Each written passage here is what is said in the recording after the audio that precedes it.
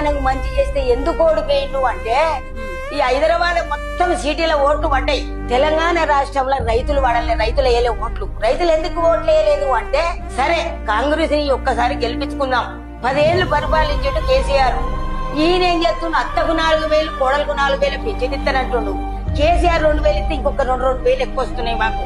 మళ్ళీ ఇంటికి తులం బంగారం అంటుండు, ఇంటికి ఒక స్కూటీ అంటుండు, ఒక్కొక్క కింటయానికి 500 బోనస్ అంటుండు, రైతుకు 1,500 బోనస్ అంటుండు.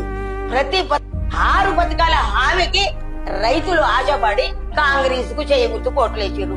కేసీఆర్ ఓడిపోవడానికి కారణము అది రైతులే. కానీ ఆ రైతులు ఇప్పుడు తప్పు తెలుసుకుంటారు. గెలిచిపోయింది కానీ ఇంత అవసరం అన్నవాడమా ఎన్నడు మేము ఆడలో లైన్ కట్టినా 7ంటికి ఒకసారి రాత్రి 10ంటి దాకా ఉంటారు లేడీసే.